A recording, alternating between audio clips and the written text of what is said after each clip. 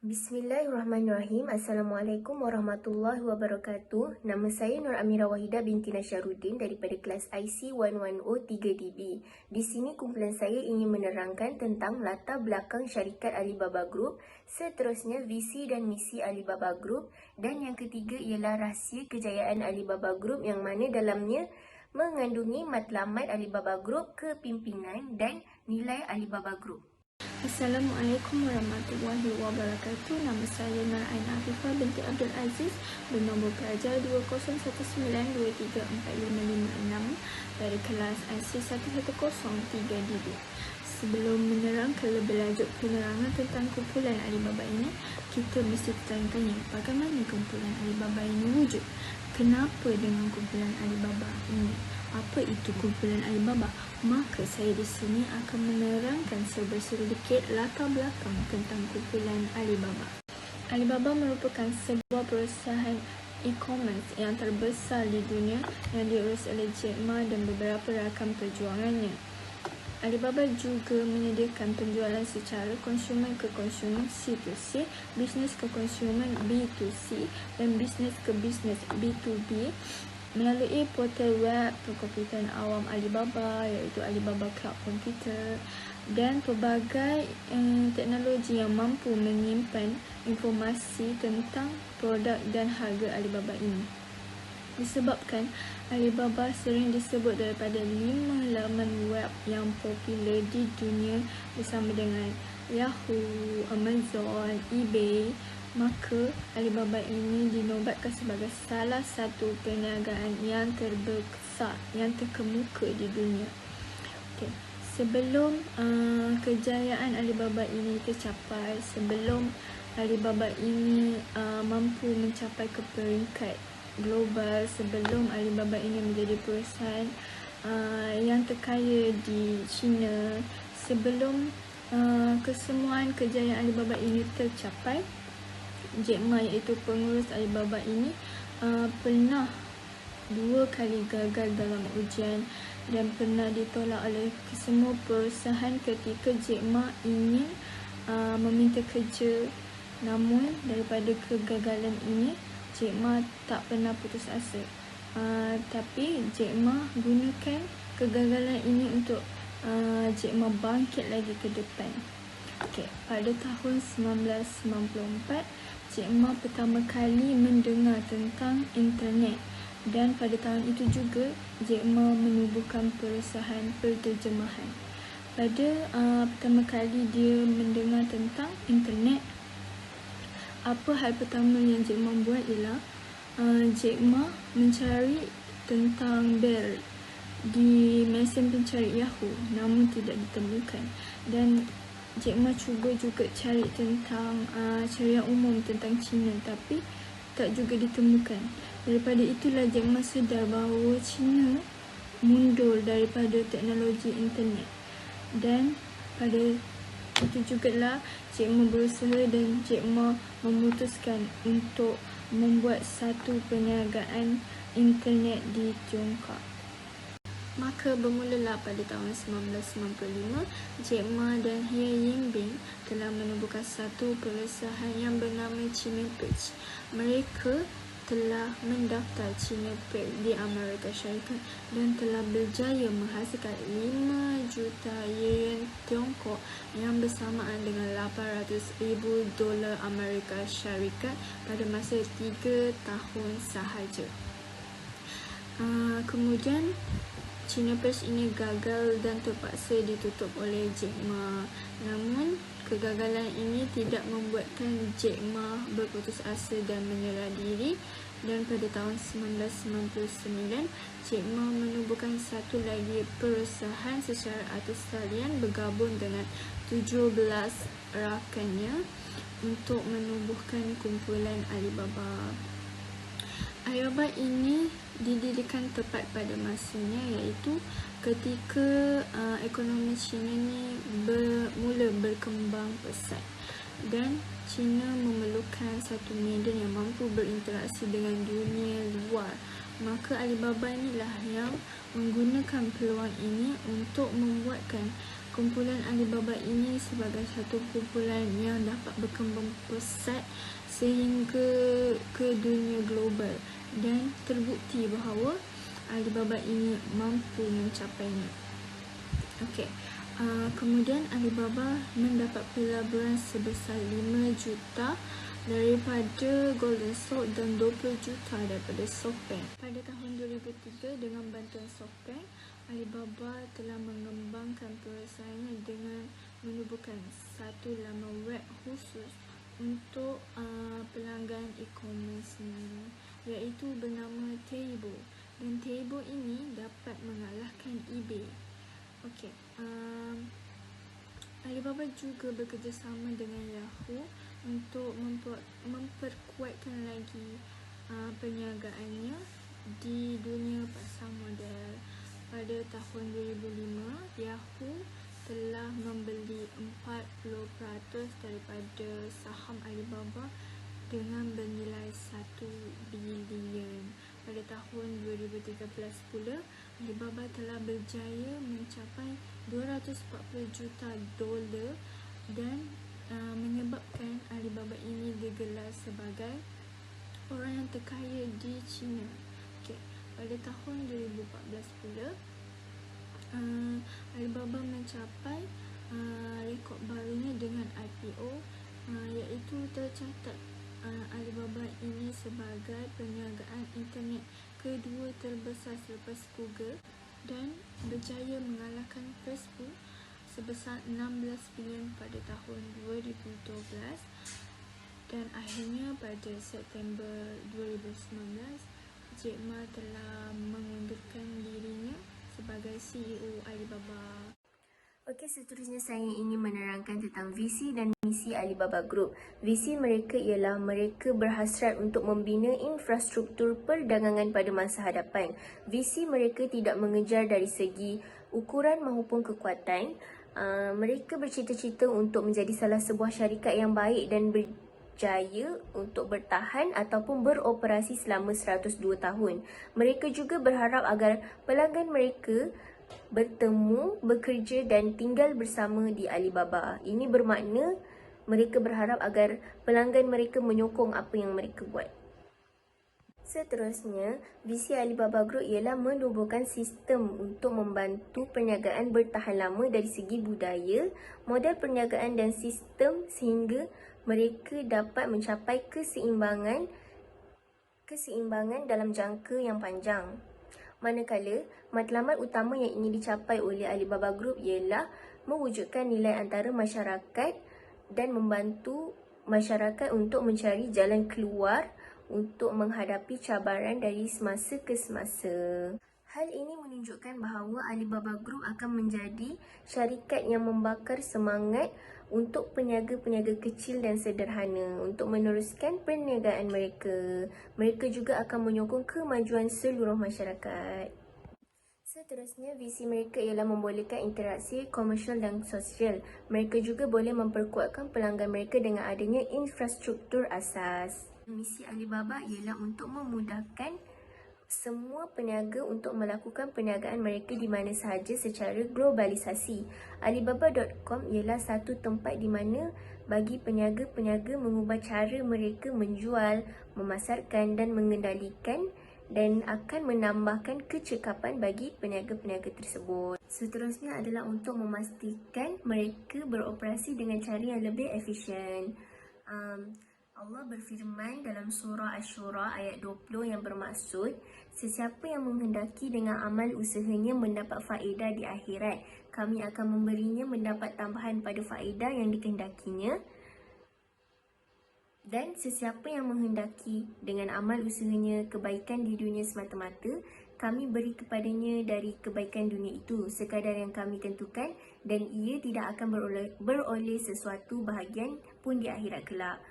Di sini menunjukkan bahawa kita perlulah melakukan sesuatu pekerjaan dengan niat kerana Allah, barulah dapat ganjaran yang selayaknya.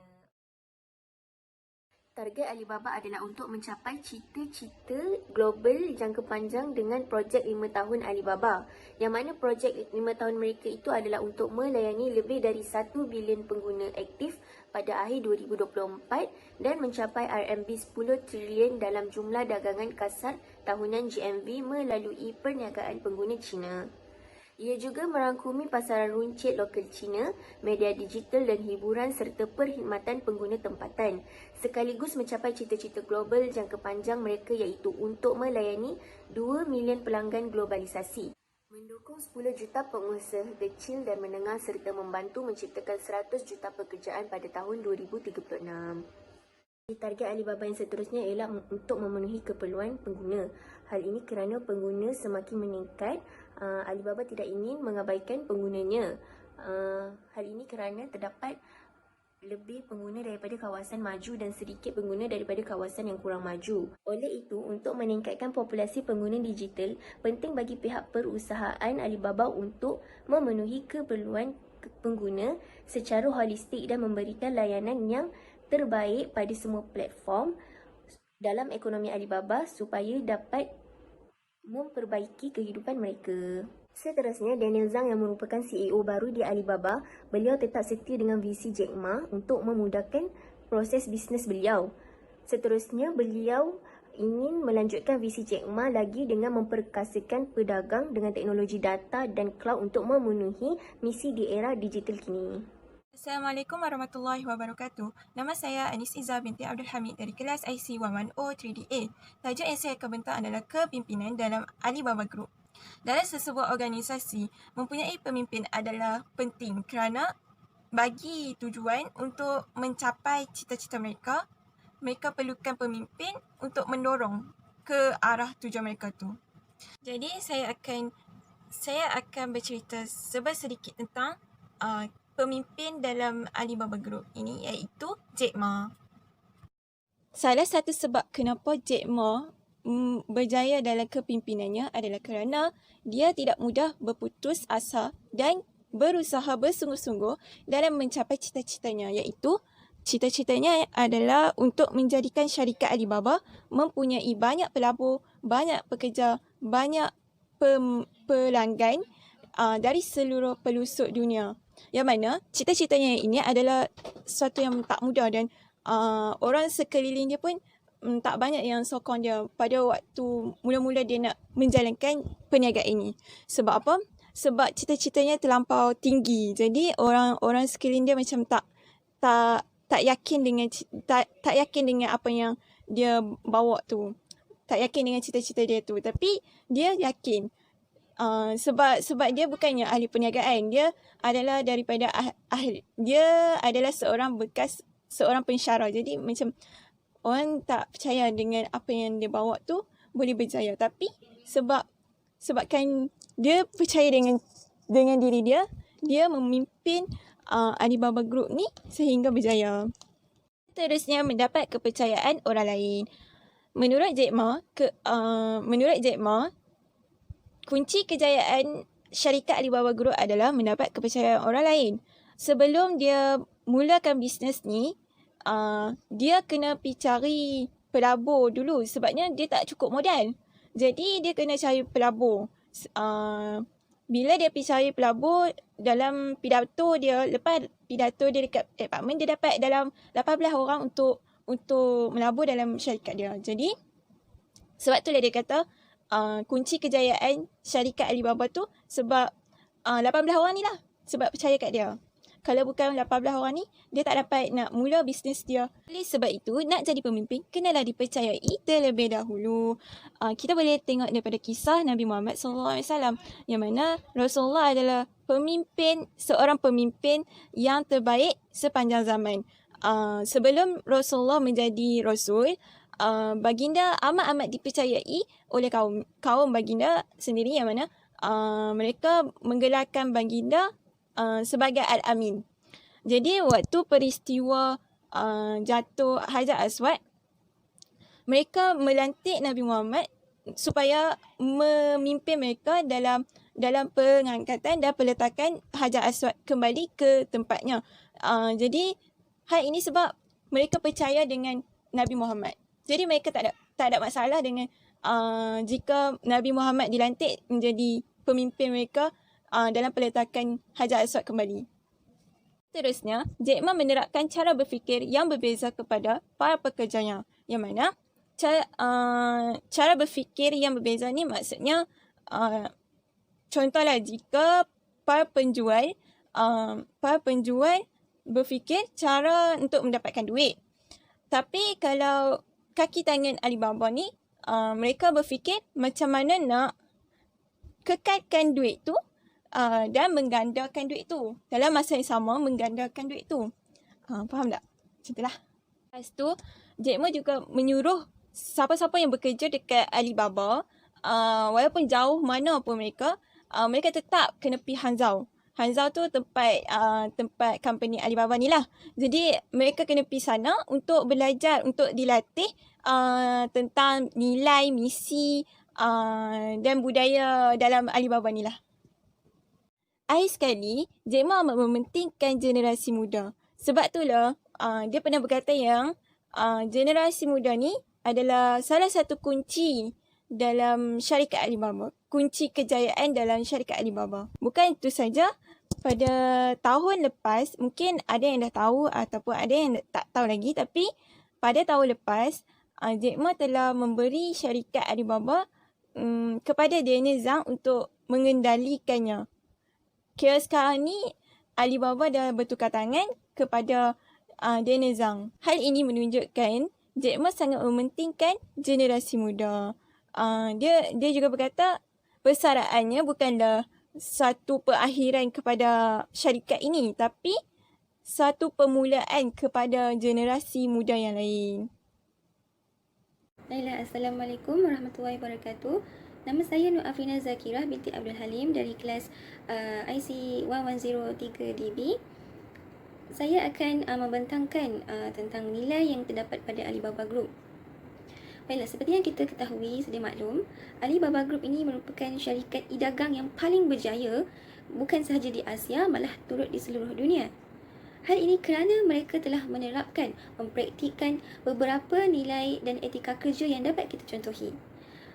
Antaranya ialah yang pertama, nilai kebersamaan ataupun kerjasama. Yang kedua ialah nilai kejujuran. Dan yang ketiga ialah nilai dermawan.